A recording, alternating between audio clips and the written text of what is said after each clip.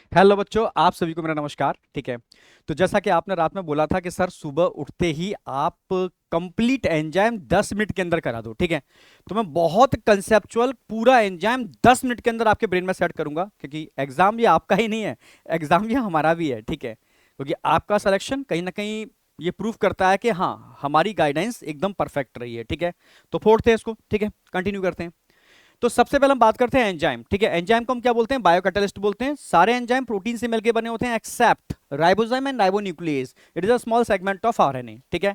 अगर मैं एंजाइम के स्ट्रक्चर की बात करता हूं, एंजाइम का स्ट्रक्चर कैसा होता है? 3D स्ट्रक्चर होता है। और स्पेशली इसमें 3D होता क्या है? ठीक है। अगर 3D की भी बात करूंगा तो इसमें जो क्रिवाइसिस होती हैं, ठीक है, क्रिवाइसिस पॉकेट्स जहां सबस्ट्रेट आके बाइंड करता है, ये स्पेशली 3D होती हैं। ये सेकेंडरी हो सकता है, और भी चीजें हो सकती हैं। ठीक है। मतलब इसमें कई टाइप के स्ट्रक्चर के मिलने से बनता है। ठीक है। एक लाइका कह सकते हो कि जैसे ऊन का गोला होता है ना, ठीक है, उस टाइप के स्ट्रक्चर होते हैं एंजाइम के। ठीक है। तो सबस्ट्रेट जहां बाइंड करेगा इट इज अ क्रिवाइसिस। ठीक है। पॉकेट्स इट इज ओनली, ठीक है, फॉर्म बाय 3D स्ट्रक्चर। ठीक है। अब बात करते हैं यार एंजाइम करता क्या है? ये रिएक्शन को फास्ट कराता है। एग्जांपल देख लेते हैं। एक रिएक्शन है, ठीक है, कार्बोनिक एनहाइड्रेज एंजाइम की प्रेजेंस में हमने आपको सेलुलर उसमें रेस्पिरेशन में पढ़ाया था, ट्रांसपोर्ट ऑफ CO2 में। तो CO2 H2O मिलकर H2CO3 बनाते हैं। अगर सपोज मैं एंजाइम यूज नहीं करता हूं, इन एब्सेंस ऑफ एंजाइम, तो 200 मॉलिक्यूल H2CO3 के बनते हैं कितनी देर में? 1 घंटे के अंदर। अगर मैं एंजाइम यूज कर लेता हूं कार्बोनिक एनहाइड्रेज, तो 6 लाख मॉलिक्यूल बनते हैं 1 सेकंड के अंदर। यानी रिएक्शन को कितना टाइम फास्ट कराता है? 10 मिलियन टाइम फास्ट करा देते हैं एंजाइम। यस, ये डायरेक्टली क्वेश्चन मिल जाएगा, कितना टाइम फास्ट कराता है? 10 मिलियन टाइम रिएक्शन को फास्ट करा देता है। ये ध्यान रखना है आपको। ठीक है। अच्छा, एंजाइम करते क्या है? ठीक है भाई, एंजाइम रिएक्शन को फास्ट कैसे कराते हैं? ये एक्टिवेशन एनर्जी को कम कर देते हैं। सर एक्टिवेशन एनर्जी क्या होती है? किसी भी रिएक्शन को स्टार्ट करने के लिए, किसी भी रिएक्शन को स्टार्ट करने के लिए धक्का देना पड़ता है, स्टार्टिंग की जो एनर्जी लगानी पड़ती है वो एक्टिवेशन एनर्जी है। सारी एनर्जी वहीं खर्च हो जाती है। ठीक है। अगर एक्टिवेशन एनर्जी कम कर दो तुम, तो रिएक्शन बहुत फास्ट हो जाएगी। सारा खेल एक्टिवेशन एनर्जी का है। तो एंजाइम एक्टिवेशन एनर्जी को कम करके रिएक्शन को फास्ट करते हैं। मान लो ट्रक है, धक्का दे रहे हो, ये एक्टिवेशन एनर्जी है। एक बार धक्का दे दिया, खत्म। ठीक है। एंजाइम एक तरीके से इलेक्ट्रिक छोटी सी बैटरी है, एक चाबी है, उसकी तरह काम करते हैं। ठीक है। बैटरी आपने कनेक्ट की, चाबी लगाई, स्पार्क किया और इंजन स्टार्ट हो गया। तो एक्टिवेशन एनर्जी कुछ बची नहीं ना, बस आपने चाबी लगा के घुमा दिया, ये आपने सेल्फ कर दिया।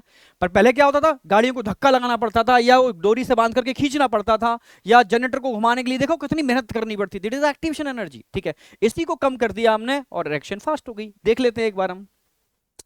अगर मैं सपोज एंजाइम यूज नहीं करता, ये सबस्ट्रेट है, सबस्ट्रेट को यहां तक पहाड़ की चोटी पे लेकर के जाना है, तो मुझे बहुत ताकत लगाने पड़ेगी यहां तक ले जाने के लिए। ठीक है। एक बार यहां पर ले गए और धक्का दे दिया तो अपने आप प्रोडक्ट बन जाएगा। तो एक्टिवेशन एनर्जी का मतलब है इनिशियल जो एनर्जी लग रही है सबस्ट्रेट को, ठीक है, उस स्टेज पर ले जाने के लिए जहां से वो रिएक्शन इरिवर्सिबल होती है और प्रोडक्ट में कन्वर्ट होता है, इसको हम एक्टिवेशन एनर्जी कहते हैं। यहां से यहां तक तो रिवर्सिबल रिएक्शन है, वापस भी आ सकता है, पर एक स्टेप आगे बढ़ने के बाद वापस नहीं आएगा, सीधा प्रोडक्ट में कन्वर्ट होगा। क्लियर? बिल्कुल। तो एक्टिवेशन एनर्जी यहां पर बहुत ज्यादा है क्योंकि एंजाइम यूज नहीं हो रहा। बट अगर मैं एंजाइम यूज कर लेता हूं तो एंजाइम सबस्ट्रेट कॉम्प्लेक्स बनेगा, तो एक्टिवेशन एनर्जी कितनी देगी? इतनी। इन presence of enzyme activation energy क्या हो जाती है? रिड्यूस हो जाती है। क्लियर? बिल्कुल। तो presence of enzyme, absence of enzyme. जब एंजाइम सबस्ट्रेट कॉम्प्लेक्स बनता है, it is a transitional state. ठीक है। इस समय पोटेंशियल एनर्जी सबसे ज्यादा होती है। भाई इसकी पोटेंशियल एनर्जी, भाई ये पोटेंशियल एनर्जी है, ये वाला ग्राफ, तो इसकी पोटेंशियल एनर्जी सबसे ज्यादा होगी, यहां पोटेंशियल एनर्जी कम होगी। ठीक है। और अगर सबस्ट्रेट से नीचे प्रोडक्ट बन रहा है तो उसकी पोटेंशियल एनर्जी और कम होगी। समझ में आ गया? तो ये ध्यान रखना है, ट्रांजिशनल स्टेट में पोटेंशियल एनर्जी सबसे मैक्सिमम होती है। क्लियर है? बिल्कुल। अब दो तीन चीजों और याद रखो। ठीक है। दो तरीके की चीजें होती हैं, एक्सोथर्मिक रिएक्शन और एक एंडोथर्मिक रिएक्शन। अगर अगर प्रोडक्ट सबस्ट्रेट से नीचे है, प्रोडक्ट सबस्ट्रेट से नीचे आ रहा है, रिएक्शन एक्सोथर्मिक होगी। ठीक है। एनर्जी यहां से रिलीज होगी। ठीक है। समझ रहे? पोटेंशियल एनर्जी कम है, यहां ज्यादा है। ठीक है। तो एनर्जी क्या होगी? रिलीज होगी। हाँ, अगर प्रोडक्ट सबस्ट्रेट से ऊपर है तो रिएक्शन एंडोथर्मिक होगी। ठीक है। तो मैं दिखा देता हूं, अगर प्रोडक्ट नीचे एक्सोथर्मिक और प्रोडक्ट ऊपर है तो एंडोथर्मिक रिएक्शन। ठीक है। और ये ध्यान रखना, पोटेंशियल एनर्जी इसकी तो हमेशा आगे सबसे ज्यादा रहेगी। ठीक है। फिर सबस्ट्रेट की और प्रोडक्ट में डिपेंड करेगा कि कौन एक्सोथर्मिक है कौन एंडोथर्मिक है। एंडोथर्मिक रिएक्शन के अंदर प्रोडक्ट की एनर्जी ज्यादा होगी सबस्ट्रेट से, एक्सोथर्मिक रिएक्शन में सबस्ट्रेट की एनर्जी ज्यादा होगी प्रोडक्ट से। सिंपल सी बात है भाई, जो सबसे ऊपर है, सबसे ऊपर तो कॉम्प्लेक्स ही रहेगा हमेशा सबस्ट्रेट और प्रोडक्ट में। अगर प्रोडक्ट यहां बन रहा है, ठीक है, तो इसकी प्रोडक्ट की एनर्जी ज्यादा होगी, प्रोडक्ट नीचे आ गया तो प्रोडक्ट की एनर्जी कम होगी। सिंपल सी बात है। ठीक है। तो एंडोथर्मिक एक्सोथर्मिक रिएक्शन का कंसेप्ट ध्यान रखना है वाला। ठीक है। आगे बढ़ रहा हूं। इस पे क्वेश्चन आया हुआ है नीट के अंदर, ठीक है। स्टार्टिंग की रिएक्शन तो रिवर्सिबल होती है, जब तक एंजाइम सबस्ट्रेट कॉम्प्लेक्स बनता है। ट्रांजिशनल स्टेट होती है, वो मैक्सिमम पोटेंशियल एनर्जी होती है, यहां तक रिवर्सिबल है। इसके आगे की पूरी रिएक्शन इरिवर्सिबल है। कैसे? देखो, ये एंजाइम है, ये सबस्ट्रेट है। सबसे पहले एंजाइम सबस्ट्रेट आपस में जुड़ता है तो लूज बाइंडिंग होती है। जब तक लूज बाइंडिंग है रिएक्शन रिवर्सिबल है। एक बार टाइट बाइंडिंग होगी दोनों के बीच में तो रिएक्शन इरिवर्सिबल है। टाइट बाइंडिंग होने के बाद आप जानते हो भाई बॉन्ड का ब्रेकडाउन होता है और नए बॉन्ड का फॉर्मेशन होता है और एक नया प्रोडक्ट बन जाता है। प्रोडक्ट एंजाइम की क्रिवाइसिस में फिट नहीं हो पाता क्योंकि शेप अलग होगी, निकल के बाहर आ जाता है। कंप्लीट रिएक्शन, ठीक है। तो ध्यान रखना रिवर्सिबल क्यों है, क्योंकि लूज बाइंडिंग है। इरिवर्सिबल क्यों है, टाइट बाइंडिंग है, ठीक है। नेक्स्ट, अब आ जाओ कौन कौन से फैक्टर होते हैं जो एंजाइम की, ठीक है, हाँ, एक्टिविटी पर इफेक्ट डालते हैं। टेम्परेचर तो होता ही है भाई, टेम्परेचर, ऑप्टिमम टेम्परेचर पर एंजाइम मैक्सिमम वर्क करते हैं।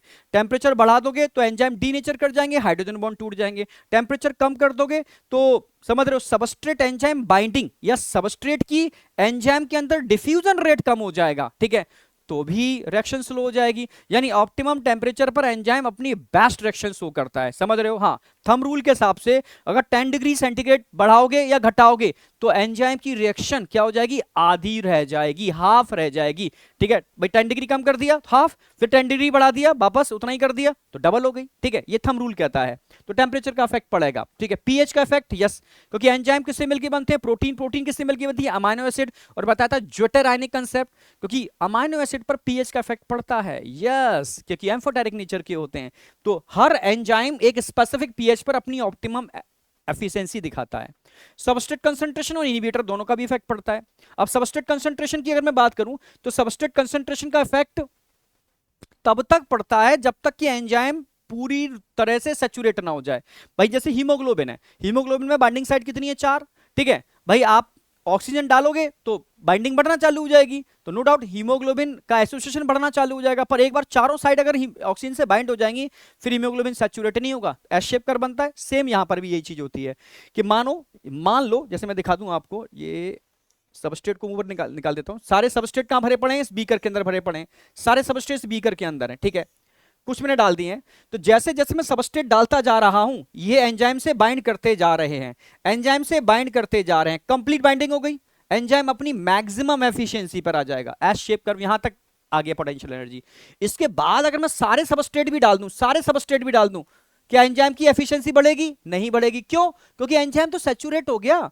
आफ्टर सैचुरेशन तभी तो एस शेप कर्व बनता है। कर्व यहां पर क्या हो जाएगा, स्टेबल हो जाएगा, ऊपर नहीं जाएगा। क्यों, क्योंकि एंजाइम पहले से सैचुरेट हो चुके हैं। जब तक एंजाइम सैचुरेट नहीं होते हैं सबस्ट्रेट कंसंट्रेशन का इफेक्ट पड़ता है, पर एक बार एंजाइम सैचुरेट हो जाए ना फिर सबस्ट्रेट कंसंट्रेशन का इफेक्ट नहीं पड़ता। If increase substrate concentration increase rate of reaction, but एक बार सैचुरेशन 100% हो जाए एंजाइम सबस्ट्रेट का फिर उसके बाद कोई इफेक्ट नहीं आता। क्लियर है बिल्कुल। तो ध्यान रखना मैक्सिमम वेलोसिटी की हाफ वेलोसिटी उसको हाफ ऑफ वी मैक्स बोलते हैं। अब ये हाफ वेलोसिटी जिस सबस्ट्रेट कंसंट्रेशन पर होती है उसको Km बोलते हैं। जैसे मैं P50 वैल्यू बताई थी मैंने रेस्पिरेशन में, ऑक्सीजन का वो पार्शियल प्रेशर जिस पर 50% हीमोग्लोबिन सैचुरेट हो जाता है उसको हम क्या बोलते हैं, P50 वैल्यू। ऐसे ही एंजाइम की मैक्सिमम वेलोसिटी की हाफ वेलोसिटी जिस सबस्ट्रेट कंसंट्रेशन पर होती है उसको हम Km बोलते हैं, माइकलिस कांस्टेंट, ठीक है, Km, concentration of substrate at velocity of enzyme, reaction half of V max. Clear बिल्कुल। चलो अब बात करेंगे बहुत इंपॉर्टेंट इनहिबिटर। इनहिबिटर 3 टाइप के होते हैं, कॉम्पिटिटिव, नॉन कॉम्पिटिटिव और एलोस्ट्रिक मॉड्यूलेटर या फीडबैक इनहिबिटर भी कह सकते हो। बहुत क्वेश्चन आता है इसके ऊपर, एग्जांपल पर समझ लो। भाई कॉम्पिटिटिव इनहिबिटर क्या होते हैं, वो रिवर्सिबल बाइंडिंग करते हैं। कॉम्पिटिटिव जो सबस्ट्रेट के साथ कॉम्पिटिशन करते हैं, क्योंकि दोनों की बाइंडिंग साइड एक ही है, एंजाइम के अंदर एक ही बाइंडिंग साइड है, ठीक है, इनहिबिटर भी है और साथ में सबस्ट्रेट भी है। दोनों कंपटीशन करते हैं, मैं बाइंड करूंगा, मैं बाइंड करूंगा, जिसका नंबर ज्यादा होगा वो बाइंड करेगा, जिसकी लाठी उसकी भैंस। रिवर्सिबल बाइंडिंग होती है। अगर सबस्ट्रेट की बाइंडिंग हो जाए और इनहिबिटर बाद में बढ़ा दोगे तो सबस्ट्रेट बाहर निकल आएगा। इनहिबिटर की बाइंडिंग हो जाए सबस्ट्रेट ज्यादा बढ़ा दोगे तो इनहिबिटर बाहर निकल आएगा। रिवर्सिबल बाइंडिंग होती है क्योंकि दोनों के लिए कॉमन साइट होती है, ठीक है। अगर मैं कहूं बेटा कि सबस्ट्रेट, ठीक है, मैं चाहता हूं कि इनहिबिटर की प्रेजेंस में भी सबस्ट्रेट बाइंड करे ही करे, समझ रहे हो, यानी सब इनहिबिटर की प्रेजेंस में भी मुझे Vmax मिलनी चाहिए, तो मुझे करना क्या होगा, इनहिबिटर से ज्यादा कर दो सबस्ट्रेट, सिंपल सी बात है। अगर मुझे Vmax चाहिए, ठीक है, सेम Vmax चाहिए पहले थी इनहिबिटर की एब्सेंस में, वही Vmax चाहिए, मुझे सबस्ट्रेट कंसंट्रेशन क्या करना होगा, बढ़ाना पड़ेगा इनहिबिटर से। तो सबस्ट्रेट कंसंट्रेशन बढ़ा दोगे तो सबस्ट्रेट कंसंट्रेशन बढ़ाने का मतलब है Km वैल्यू बढ़ जाएगी, सिंपल सी बात है। तो जब भी मैं इसकी बात करूंगा कॉम्पिटिटिव इनहिबिटर की केस में, तो Vmax तो सेम रहेगा पर आपकी Km वैल्यू इंक्रीज रहेगी, ऑलवेज इंक्रीज रहेगी in presence of inhibitor, simple सी बात है।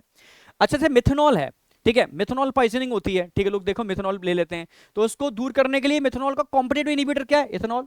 भाई एक ने 100 ग्राम इथेनॉल पी है, मर रहा है, तो उसको 1 लीटर इथेनॉल पिला दो ज्यादा, ठीक है, बच जाएगा वो, सिंपल सी बात है। सक्सिनिक एसिड है, सक्सिनिक एसिड फ्यूमिक एसिड बनता है क्रैब साइकिल के अंदर, तो इसका कॉम्पिटिटिव इनहिबिटर कौन है, मैलोनेट, ठीक है, मैलोनेट डाल दो, तो सक्सिनिक एसिड जहां बाइंड करता है वहां मैलोनेट बाइंड कर जाएगा, दोनों आपस में एक दूसरे के कॉम्पिटिटिव इनहिबिटर हैं, ठीक है, क्योंकि दोनों की साइड सेम एक जैसी है, ठीक है, और फ्यूमेरिक एसिड नहीं बनेगा। तो इस पर बहुत बार क्वेश्चन आया, ध्यान रखना। ऐसे ही नॉन कॉम्पिटिटिव इनहिबिटर, इसमें ध्यान रखना सबस्ट्रेट बाइंडिंग साइट और इनहिबिटर बाइंडिंग साइट अलग अलग होती है। इनहिबिटर को सबस्ट्रेट से कोई मतलब ही नहीं है, कोई मतलब नहीं है, दूर दूर तक का रिश्ता नहीं है। इनहिबिटर कहता है कि मेरी बाइंडिंग साइट अलग है, अगर मैं बाइंड करूंगा तो एंजाइम को बर्बाद करूंगा ही करूंगा।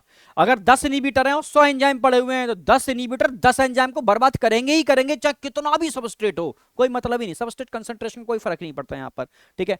तो इरिवर्सिबल बाइंडिंग होती है, ठीक है, सेपरेट बाइंडिंग साइट होती है दोनों की। इन प्रेजेंस ऑफ इनहिबिटर Vmax हमेशा कम होगी, क्योंकि सबस्ट्रेट कितना भी बढ़ा दो कोई असर ही नहीं पड़ता, ठीक है, पर Km कांस्टेंट ही रहेगा, सिंपल सी बात है, यहां Km कांस्टेंट रहेगा, क्लियर बिल्कुल, हाँ, क्योंकि सबस्ट्रेट कंसंट्रेशन का इफेक्ट ही नहीं आ रहा, Km कांस्टेंट रहेगा, Vmax कम हो जाएगा, हमेशा Vmax कम होगा, क्योंकि अगर इनहिबिटर है तो बाइंड करेगा ही करेगा, और करेगा ही करेगा, तो Vmax तो कम करेगा ही करेगा, पर सबस्ट्रेट कंसंट्रेशन का इफेक्ट नहीं पड़ेगा। क्यों क्यों क्योंकि सिंपल सी बात है, क्योंकि वो है तो बाइंड करेगा, वो डॉन है भाई, ठीक है, वो है तो बाइंड करेगा, इसलिए सबस्ट्रेट कंसंट्रेशन किस पे डिपेंड करते हैं, Km, तो Km पर कोई इफेक्ट नहीं आएगा।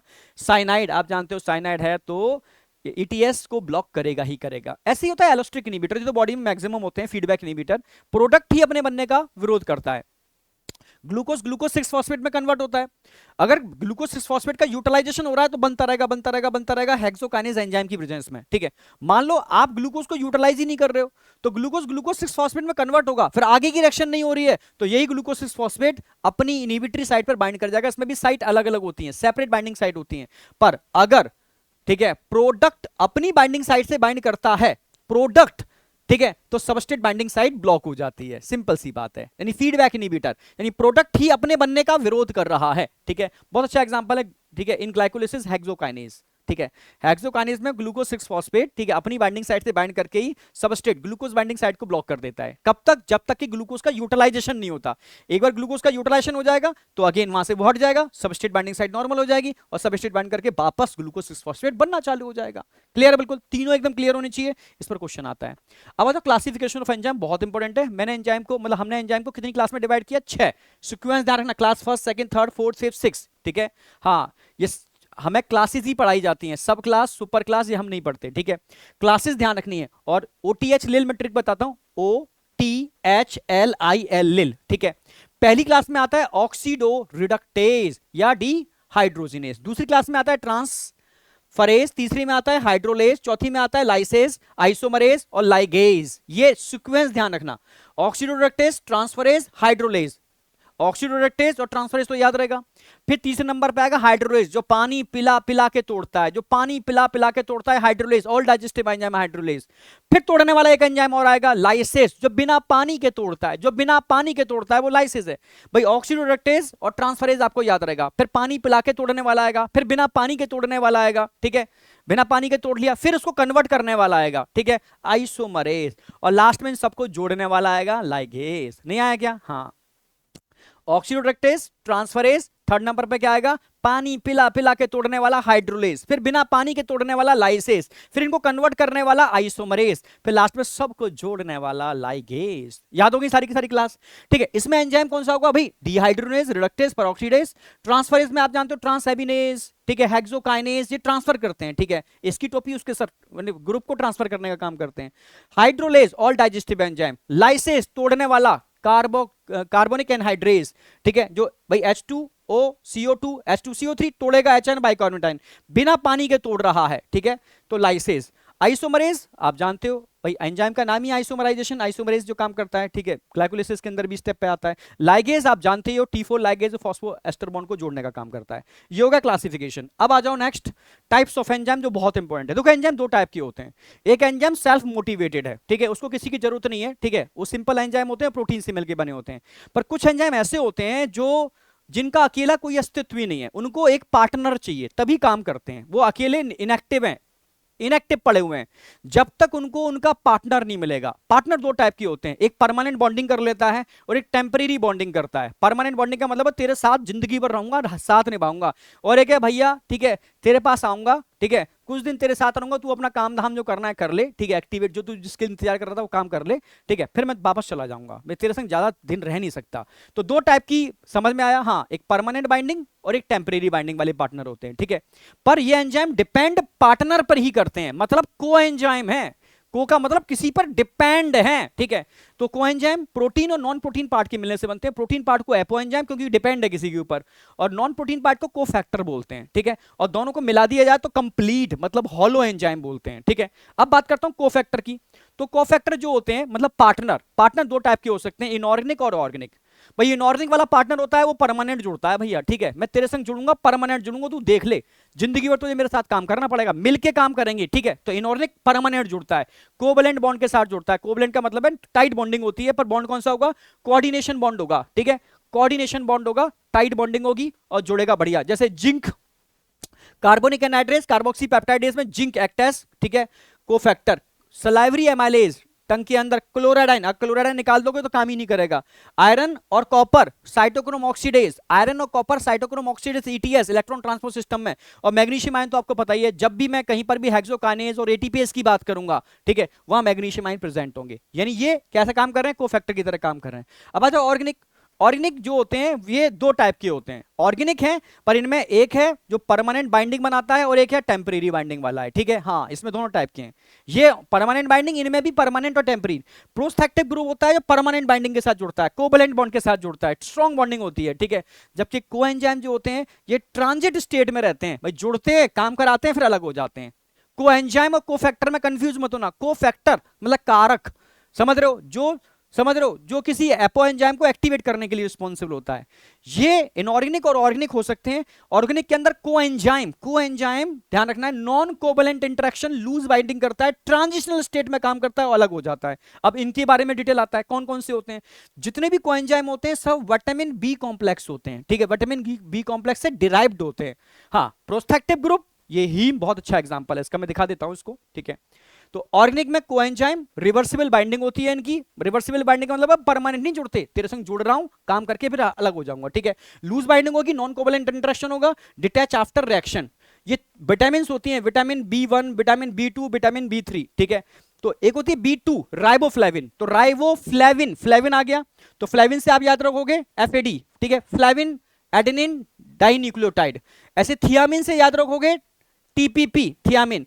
नियासिन से याद रखोगे एनएडी, इससे आपको याद रहेगा भाई, नियासिन एनएडी, थियामिन टीपीपी, ठीक है, राइबोफ्लेविन एफएडी, याद रहेगा।